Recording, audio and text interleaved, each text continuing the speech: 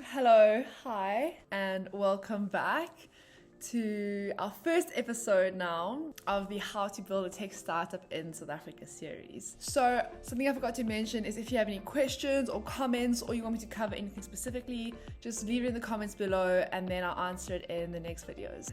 Starting is really hard. I spent so much time waiting for the right moment to start a project or a business, and it's actually somewhat hilarious watching my mind do these gymnastics as I come with excuses for why I'm not doing these things. Maybe it's the fear of looking ridiculous. I mean, I 100% look ridiculous right now probably doing these videos, and this idea that it has to be perfect, and I feel like right now I'm not equipped, I don't know enough, I'm not good enough, or whatever I tell myself, that I just can't get started on this. One thing that is the most uncontested truth, shall we say, is that the timing is never right. You can always come with the excuse why you haven't started or why you're not starting. It really is a case of right now, you have all the tools you need. So we're gonna start right now. In this video, we're gonna start your business together. I came across this quote by a guy called Chuck Close, which is just absolutely perfect for this. And it says that inspiration is for amateurs. The rest of us just show up and get to work. If you wait around for the clouds to part and for a bolt of lightning to strike you in the brain, you are not going to make an awful lot of work. All the best ideas come out of the process. They come out of the work itself. I could not agree more. It is the process of getting up. It's the habit of committing yourself to whatever that thing is that you need to do. Just starting is good enough.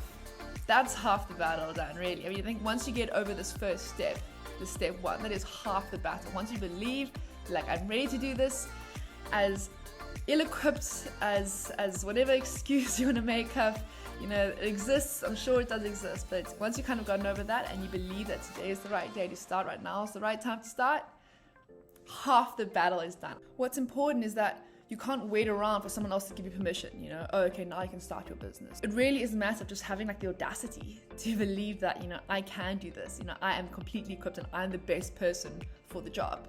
If you haven't got an idea yet for the kind of startup you want to build, it's not too hard to find the right idea. Business is really just about creating value.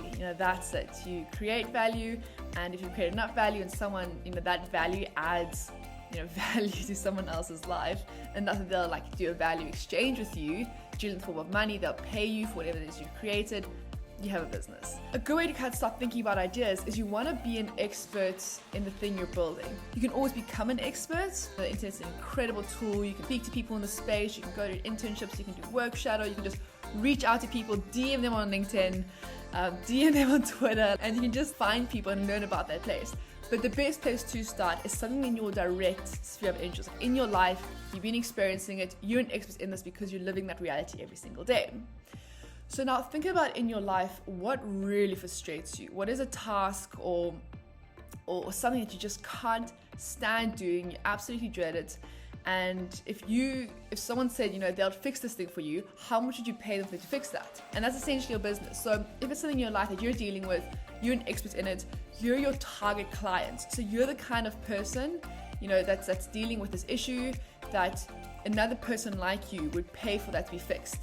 Then that's fantastic because you kind of know the mindset and the psychology of the customer you're going to target. So for example, when I started DIGSCONNECT, which is a student housing platform, I was a student. So I'm originally from the Eastern Cape, and then I moved to Cape Town to go to UCT, and I had really struggled to find student accommodation in Cape Town. It was really, really difficult. So I was the target client. I was a student, I was looking for a place to stay, and that's how I started building the idea around DIGSCONNECT. So let's start right now.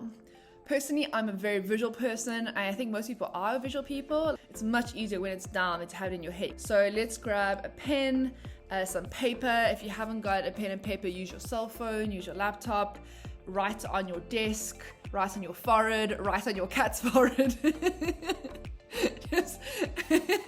just have it down somewhere. And let's start by listing some things that just are infuriating. There's gonna be a time later on in this series we're gonna start validating ideas, but for now, just chuck them down. What gets you excited? What do you want to work on? And what's in your life? So let's say you really love surfing and you've got a lot of experience in the surfing community and all the equipment that goes with that. And something that you as a surfer and all your friends who are surfers always complain about is X. How could you solve X?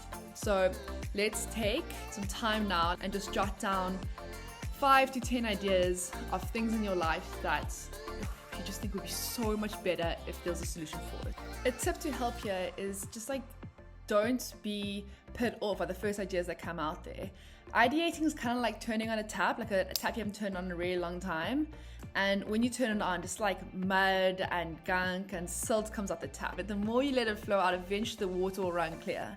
And that's the same to happen with your thought process. Once you kind of just like start getting it all out, the crazy ideas, even writing down what you do in a day, you know, or like what you do in a month or a year, and these kind of things that you really want to do, you'll start spotting different opportunities.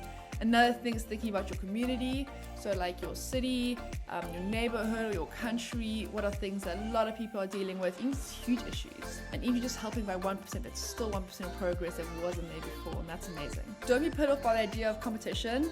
Chances are an idea you have probably is being done, let's say like in the States, or maybe somewhere in Europe, or maybe in China.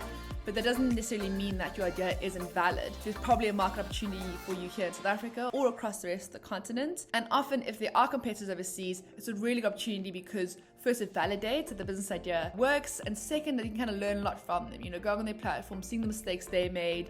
You know, they've probably spent time, money, and resources in building out their product, making the mistakes, and getting to a finished product. You can kind of like leapfrog all the mistakes they made and get to the finished product sooner. Don't worry about things like SWOT diagrams or any sort of like fancy tools or anything complicated like that. There's this one thing that Quentin Tarantino always says, which I love, and he says, if you really, really love film, like with all your heart, if you love film, then it doesn't matter about, you know, camera angles and types of lenses and shots and the jargon and the skills. I mean, it doesn't actually matter. If you really love it, you'll make a good film. And I think the same thing kind of applies to building your company. If you've stumbled upon an idea or a sector or a market and you are so excited about building your company, you think this is like such a cool idea, you're pumped about this, I can promise you, you will figure it out. Like the other stuff, it'll fall into place. Like you have to hit it 1,000 times from other, like different angles, and eventually you'll get the right thing and it'll make sense in the way and for all the problems you're going to solve. Because one thing that is true is that it will never be smooth sailing. You're going to face so many problems. But if you have the same attitude of just, you know, keep trying, persisting, and loving it enough that it is worth always trying, you will figure it out. So I thought maybe we could do is to share our ideas. If you want, you can chuck them down in the comments below and we can like chat about them. I know sometimes people feel very guarded about their ideas, and that is fair enough. Sometimes IP does need to be protected. But one thing I've found is that ideas kind of are a dime a dozen, and it probably is being done or has been thought of, but the execution and the operation is everything. It is 99% operations and 1% idea. A good idea obviously matters a lot, and that's the seed of it, but unless you tend that seed every single day, unless you're committing yourself to that, it's not going to grow into anything big. So it really is the operations and it's execution, it's dedication that'll make it work out. So if you want to share your ideas, you can check it down and I'll comment on those. So I came up with 5 ideas. So the one idea I had was actually inspired by this series, and I was thinking it's really hard finding a co-founder, and I'm going to do an episode on co-founders. But an idea I had would be quite cool, like a TINDER for co-founders, could be quite fun, like in South Africa, some sort of network for co-founders. Another idea I had was free Wi-Fi spots. We can get free Wi-Fi in exchange for watching adverts or for like doing tasks, you know, completing surveys online, like last mile Wi-Fi across Africa. One industry I think is going to be massive is fertility. So an idea I had was some sort of app for sperm donors, or like egg donors or for surrogate mothers. Thinking about that now, it might not work because I know there's a lot of regulation in the sector, obviously. But still, it's a cool idea. And then another industry I think is booming is childcare. What's interesting about the childcare industry is that I think most founders and venture capitalists are men. And so they often overlook industries that don't affect them. Just like right now in this exercise, we're thinking about things in our life that we can build a business around. So let's say now you're a venture capitalist and a founder approaches you with a business idea. If you can relate to that business and see why it's valuable, you're probably going to invest in it. If you can't relate, you're probably not going to invest in it. And so I think that the childcare industry is massively overlooked right now, and I think it's going to absolutely boom.